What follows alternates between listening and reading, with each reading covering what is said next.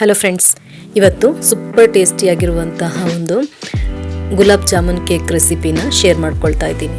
ಇದನ್ನು ತುಂಬ ಈಸಿಯಾಗಿ ಮಾಡ್ಕೊಳ್ಬಹುದು. ಟೇಸ್ಟೂ ಕೂಡ ತುಂಬ ಚೆನ್ನಾಗಿರುತ್ತೆ. ಮಕ್ಕಳಿಂದ ದೊಡ್ಡವರವರೆಗೆ ಇಷ್ಟವಾಗುವ ಈ ಸ್ವೀಟನ್ನು ನೀವು ಪಾರ್ಟಿಗಳಲ್ಲಿ, ಹಬ್ಬಗಳಲ್ಲೆಲ್ಲ ಈಸಿಯಾಗಿ ಮಾಡ್ಕೊಳ್ಬಹುದು.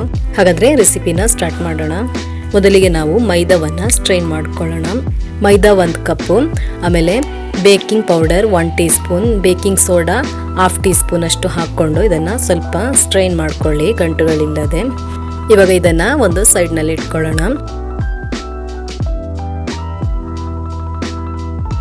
ಇವಾಗ ಒಂದು ಬೌಲಿಗೆ sugar 1/2 cup, milk powder 1/2 cup, ಆಮೇಲೆ ಬಟರ್ ಮಿಲ್ಕ್ ಅದು ಒಂದು 1/2 ಕಪ್ ಅಷ್ಟು ಹಾಕ್ಕೊಳ್ಳಿ. ಬಟರ್ ಮಿಲ್ಕ್ ಇಲ್ಲ ಅಂದರೆ ನೀವು ಅರ್ಧ ಕಪ್ ಹಾಲಿಗೆ ಸ್ವಲ್ಪ ವಿನಿಗರ್ ಹಾಕ್ಕೊಂಡು ಮಾಡ್ಕೊಳ್ಳಿ.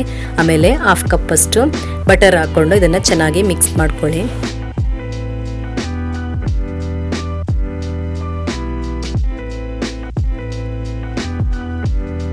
ನೋಡಿ, ಇವಾಗ ಇದು ಚೆನ್ನಾಗಿ ಮಿಕ್ಸ್ ಆಗಿದೆ. ಇವಾಗ ನಾವು ರೆಡಿ ಮಾಡಿಟ್ಕೊಂಡಂತಹ ಮೈದಾ ಮಿಕ್ಸ್ಚರ್ ಇದೆಯಲ್ಲ, ಅದನ್ನು ಇದಕ್ಕೆ ಸ್ವಲ್ಪ ಸ್ವಲ್ಪವೇ ಹಾಕ್ಕೊಂಡು ಮಿಕ್ಸ್ ಮಾಡ್ಕೊಳ್ತಾ ಬರೋಣ.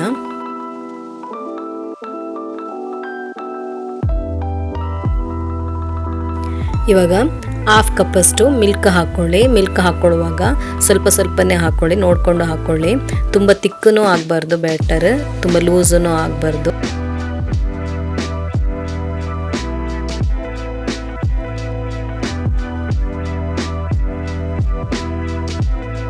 ನೋಡಿ, ಬ್ಯಾಟರ್ ಈ ಕನ್ಸಿಸ್ಟೆನ್ಸಿಯಲ್ಲಿ ಇರಬೇಕು, ಈ ರೀತಿ ಮಾಡ್ಕೊಳ್ಳಿ.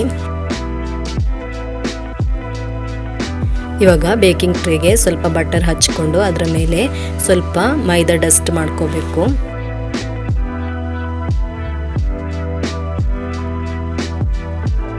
ನೋಡಿ, ಬೇಕಿಂಗ್ ಟ್ರೇನ ಈ ರೀತಿ ರೆಡಿ ಮಾಡ್ಕೊಳ್ಳಿ, ಅಥವಾ ಕೆಳಗಡೆ ಬಟರ್ ಪೇಪರ್ ಕೂಡ ಹಾಕ್ಕೊಳ್ಬೋದು. ಇವಾಗ ಬ್ಯಾಟರನ್ನು ಪೋರ್ ಮಾಡ್ಕೊಳ್ಳೋಣ.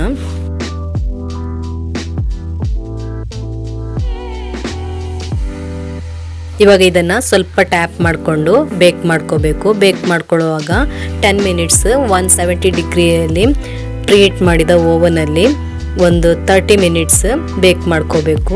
ಇದನ್ನು ಬೇಕ್ ಮಾಡ್ಕೊಳ್ಳುವಾಗ ನೀವು ಅಪ್ಪರ್ ರಾಡ್ ಬೇಡ, ಲೋವರ್ ರಾಡ್ ಮಾತ್ರ ಆನ್ ಮಾಡಿದರೆ ಸಾಕು. ಇವಾಗ ಶುಗರ್ ಸಿರಪನ್ನು ರೆಡಿ ಮಾಡ್ಕೊಳ್ಳೋಣ. 1 ಕಪ್ಪಷ್ಟು ಶುಗರ್, 1 ಕಪ್ಪಷ್ಟು ವಾಟರ್, ಆಮೇಲೆ ಕಾರ್ಡಮಮ್ ಸ್ವಲ್ಪ ಕ್ರಷ್ ಮಾಡಿದ್ದು ಒಂದು ಅರ್ಧ ಟೀ ಸ್ಪೂನ್ ಅಷ್ಟು ಹಾಕ್ಕೊಂಡು ಮಿಕ್ಸ್ ಮಾಡ್ಕೊಳ್ಳಿ.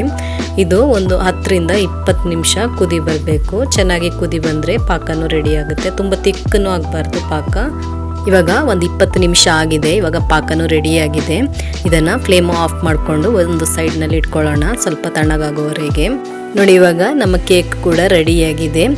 ಟೂತ್ ಪಿಕ್ನಲ್ಲಿ ಒಂದ್ಸಲ ಚೆಕ್ ಮಾಡಿ ನೋಡ್ಕೊಳ್ಳಿ. ಅದರಲ್ಲಿ ಕ್ಲೀನಾಗಿ ಬಂದರೆ ಬೆಂದಿದೆ ಅಂತ ಅರ್ಥ. ಇಲ್ಲ ಅಂದರೆ ಸ್ವಲ್ಪ ಹೊತ್ತು ಒಂದು 5 ನಿಮಿಷ ಜಾಸ್ತಿ ಇಟ್ಕೊಂಡು ಬೇಕ್ ಮಾಡ್ಕೊಳ್ಳಿ.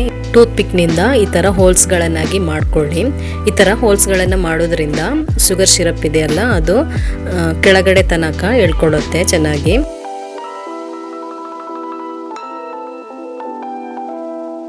ನಮ್ಮ ಚಾನಲನ್ನು ಇನ್ನೂ ಕೂಡ ಸಬ್ಸ್ಕ್ರೈಬ್ ಮಾಡದೆ ನೋಡ್ಕೊಳ್ತಾ ಇದ್ದರೆ ಪ್ಲೀಸ್ ಸಬ್ಸ್ಕ್ರೈಬ್ ಮಾಡ್ಕೊಳ್ಳಿ. ಹಾಗೆ ವಿಡಿಯೋ ಇಷ್ಟವಾಗೋದಾದರೆ ಒಂದು ಲೈಕ್ ಕೊಟ್ಟು ಸಪೋರ್ಟ್ ಮಾಡಿ. ಫ್ರೆಂಡ್ಸ್ ಫ್ಯಾಮಿಲಿಗಳಿಗೆ ಶೇರ್ ಮಾಡ್ಕೊಳ್ಳಿ.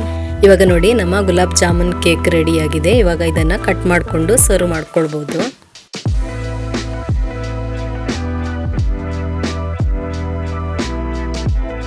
ಈ ಕೇಕ್ ನಿಮಗೆ ಸೇಮ್ ಗುಲಾಬ್ ಜಾಮೂನ್ ಕೇಕ್ ಥರನೇ ಟೇಸ್ಟ್ ಕೊಡುತ್ತೆ. ತುಂಬ ಅಂದರೆ ತುಂಬ ಟೇಸ್ಟಿಯಾಗಿರುತ್ತೆ. ತುಂಬ ಈಸಿಯಾಗಿಯೂ ಮಾಡ್ಕೊಳ್ಬೋದು. ನೀವು ಒಮ್ಮೆ ಟ್ರೈ ಮಾಡಿ ನೋಡಿ. ನಿಮ್ಮ ಅಭಿಪ್ರಾಯವನ್ನು ಕಮೆಂಟ್ ಮೂಲಕ ತಿಳಿಸಿ. ಹಾಗಾದರೆ ಮುಂದಿನ ವಿಡಿಯೋದಲ್ಲಿ ಸಿಗೋಣ.